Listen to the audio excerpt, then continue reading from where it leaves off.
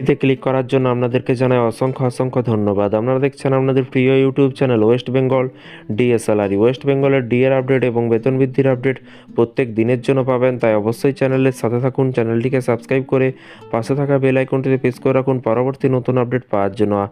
আজই সিদ্ধান্ত কেন্দ্রের, সমান একই পে কমিশন হতে পারে বাংলায়।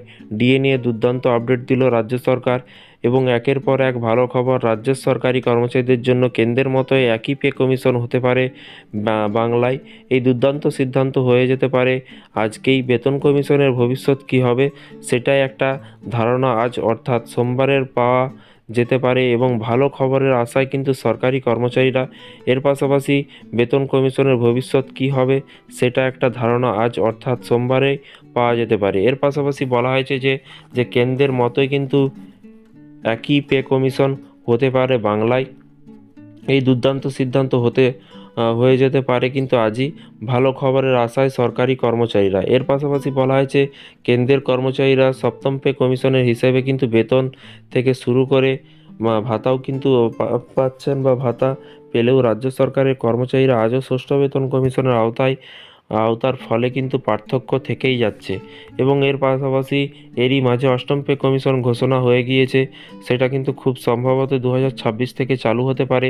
অথচ এখনও পশ্চিমবঙ্গে নয়া বেতন কমিশন নিয়ে কোনো হলদলি দেখা যাচ্ছে না। এবং 2016 সালে জানুয়ারিতে কেন্দ্রীয় সরকারি কর্মচারীদের জন্য সপ্তম বেতন কমিশন কিন্তু চালু হয়, যেটা কিন্তু রাজ্যের দীর্ঘ টালবাহানা করার পর কিন্তু 2020 সালে এসে চালু হয়। এবং এখন কিন্তু কেন্দ্রে অষ্টম পে কমিশন আসার পরেই কি রাজ্য ষষ্ঠতেই আটকে থাকবে, নাকি সপ্তম বা অষ্টম পে কমিশনের দিকে এগোবে, সেটাই কিন্তু দেখার।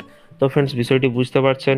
এবং এর পাশাপাশি কেন্দ্রের সমান বাংলার বেতন কমিশন চাই কি না, বা কেন্দ্রের সমান বাংলার বেতন কমিশন চাই কি না সেটা ঠিক হতে পারে কিন্তু সোমবারের বেতন কমিশনের মাথায় থেকেই থাকছে, সেটার উপরে এবং মাথায় কিন্তু থাকছে।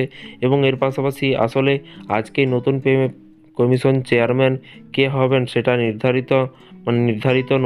নির্ধারিত হতে পারে। তবেই কিন্তু বোঝা যাবে রাজ্য সরকারি কর্মচারীদের ডিএ মিলবে কিনা। তো আজকেই সিদ্ধান্ত দেখতেই পাচ্ছেন কেন্দ্রের সমান একই পে কমিশন হতে পারে বাংলায়। তো দেখা যাক কবে কি নোটিফিকেশন বেরোয়।